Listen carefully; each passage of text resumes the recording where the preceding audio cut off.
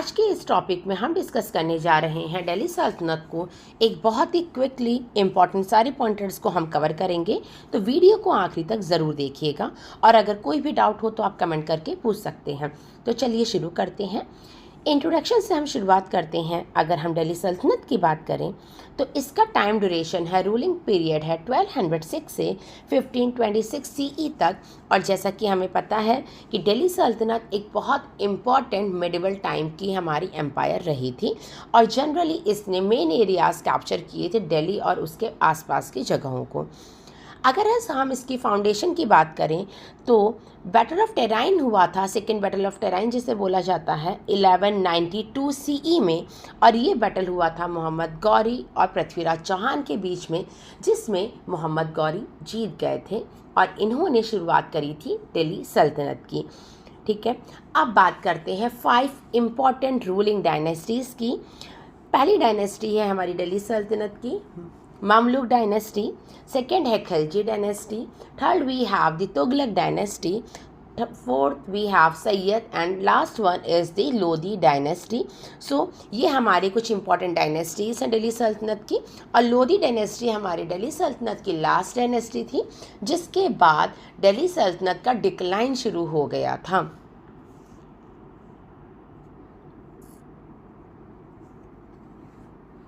और दिल्ली सल्तनत कहीं ना कहीं पूरी तरीके से ख़त्म हो चुकी थी और इसको कैप्चर कर लिया था मुग़ल्स ने। तो चलिए सारी डायनेस्टीज़ के बारे में हम इम्पॉर्टेंट पॉइंटर्स को डिस्कस कर लेते हैं।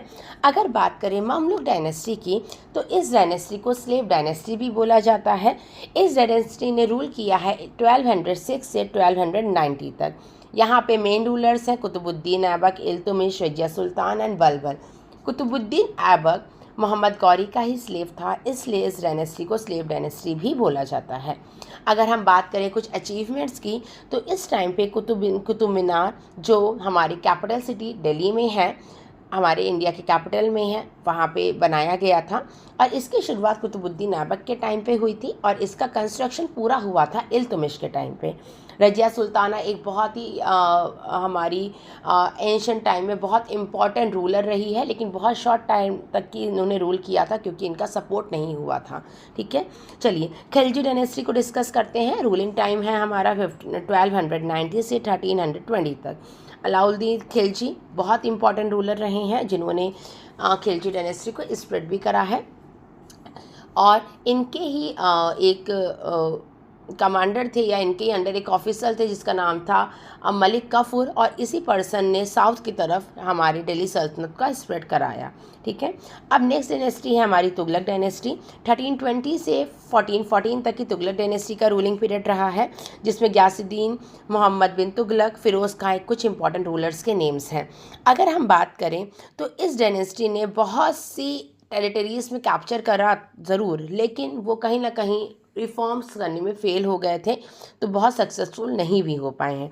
ठीक है, अब नेक्स्ट है हमारी सैयद डायनेस्टी। 1414 से 1451 में इनका रूलिंग पीरियड आता है एंड खिश खां एक बहुत इंपॉर्टेंट रूलर रहे हैं सैयद डायनेस्टी में। सैयद डायनेस्टी ही वो रूलिंग पीरियड है जहाँ से दिल्ली सल्तनत का डिक्लाइन स्टार्ट होने लग गया था। एंड इसके बाद आती है हमारी लोधी डायनेस्टी। लोधी डायनेस्टी का टाइम ड्यूरेशन है 1151 से 1526 तक। 1526 में बैटल ऑफ पानीपत होती है, जिसे फर्स्ट बैटल ऑफ पानीपत भी बोला गया है। और ये बैटल होती है हमारी लोधी डायनेस्टी और इब्राहिम लोधी और बाबर के बीच में। और जैसा कि आपको पता है बाबर एक मुग़ल एम्पायर था जिसने इस्टेब्लिशमेंट की है बाबर मुग़ल्स की इंडिया में। ठीक है, तो इस फर्स्ट बैटल ऑफ पानीपत जो 1526 में हुई थी इब्राहिम लोधी और बाबर के बीच में, इसमें इब्राहिम लोधी हार जाते हैं और बाबर कैप्चर कर लेते हैं एरियाज़ को, दिल्ली सल्तनत के जितने भी एरियाज़ थे मेजर सेंट्रल एरिया, और इस्टेब्लिशमेंट करते हैं मुग़ल एम्पायर का। तो चलिए अब बात कर लेते हैं दिल्ली सल्तनत के एडमिनिस्ट्रेशन की। दिल्ली सल्तनत के एडमिनिस्ट्रेशन की बात करें तो यहाँ पे मोनार्की सिस्टम था। मोनार्की मतलब कि जितना भी कंट्रोलिंग पावर मेन होगी वो सारी सुल्तान्स के पास होंगी, जो मेन हेड होगा। ठीक है, यहाँ की ऑफिशियल लैंग्वेज थी पर्शियन। यहाँ पे इक्ता सिस्टम प्रिवेलिंग था।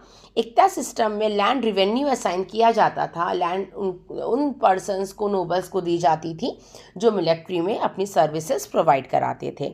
ठीक है, और 40 ग्रुप्स थे नोबल्स के, जिसको चहलगनी भी बोला जाता है। ठीक है, और ये चीज़ इल्तुतमिश के टाइम ड्यूरेशन में देखी गई है। चलिए सोसाइटी एंड कल्चर डेवलपमेंट की बात कर लेते हैं। तो रिलीजियस डाइवर्सिटी की अगर हम बात करें तो मेजॉरिटी हिंदू थे, उसी के साथ साथ मुस्लिम, जैन और बुद्धिज्म भी यहाँ पर थे। ठीक है, फ्लरिश हो रहा था इंडो इस्लामिक आर्किटेक्चर का, जैसे कि हम देख सकते हैं मुगल्स ने ही कुतुब मीनार बनाया है। ठीक है, एंड तुगलकाबाद फोर्ट भी हमारे मुगल्स ने ही बनाया है। तो ये बहुत ही अच्छे आर्किटेक्चर हमको हिस्ट्री के मिलते हैं जो हमारे मुग़ल एम्पायर में ही बनाए गए थे। ठीक है, अब हम बात कर लेते हैं Persian literature and Chronicle record, जिससे हमको हिस्ट्री के बारे में पता चलता है। और यहाँ पे कहीं ना कहीं ग्रोथ भी हुई है अर्बन सेंटर्स की, जैसे दिल्ली भी बहुत डेवलप हुआ है, दौलताबाद भी डेवलपमेंट की तरफ आगे बढ़ा है, और आगरा जैसी सिटीज़ का भी डेवलपमेंट हुआ है। चलिए बात कर लेते हैं चैलेंजेस एंड डिक्लाइन की। अगर दिल्ली सल्तनत की बात करें तो frequent succession disputes and rebellions, इनके सक्सेशन में बहुत फ्रिक्वेंटली प्रॉब्लम्स आ रही थी और रिबेलियंस हो रहा था। तो ये भी एक रीज़न है दिल्ली सल्तनत के डिक्लाइन का। इन्वेजन मतलब कि कैप्चर करना, तैमूर ने दिल्ली को कैप्चर किया है 1398 में, और इस सिटीज़ में अपना रूल करने की कोशिश किया, इसको तबाह भी कर दिया था। डिवास्टेड मतलब कि बहुत तबाह कर देना एरियाज़ को। ठीक है, decline in authority under Syed and Lodi, हमने जैसा देखा कि सैयद डायनेस्टी और लोदी डायनेस्टी में हमको दिल्ली सल्तनत का डिक्लाइन देखने को मिलता है। तो ये भी एक रीज़न रहा है कि दिल्ली सल्तनत कहीं ना कहीं वीक होता जा रहा था। और दिल्ली सल्तनत का एंड होता है जब बाबर जीत जाता है फर्स्ट बैटल ऑफ पानीपत में, और हरा देता है इब्राहिम लोदी को 1526 में, और बिगिनिंग होती है हमारी मुग़ल एम्पायर की।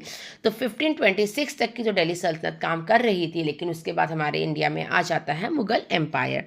चलिए लेगेसी की बात कर लेते हैं। दिल्ली सल्तनत ने इंट्रोड्यूस किया है Islamic politics and cultural tradition को इंडिया में। इन्होंने फाउंडेशन डाली है मुग़ल एडमिनिस्ट्रेशन की। इन्होंने बहुत से ऐसे आर्किटेक्चर्स बनाए हैं जो कहीं ना कहीं इंडो इस्लामिक चीज़ों को रिप्रेजेंट करते हैं, और इन्होंने ही इंडिया में शुरुआत की थी इंडो इस्लामिक कल्चर को ब्लेंड करने की पर्शियन, टर्किश और इंडियन एलिमेंट्स के साथ। तो आज के लिए इतना ही। अगर आपको ये वीडियो पसंद आया तो वीडियो को लाइक, शेयर और सब्सक्राइब करना मत भूलिएगा, और चैनल को प्लीज़ ज़्यादा से ज़्यादा सब्सक्राइब करिए और मुझे सपोर्ट करिए। आपकी अगर कोई भी डाउट्स है तो आप कमेंट में अपने डाउट्स को पूछ सकते हैं। Thank you for watching and giving your precious time.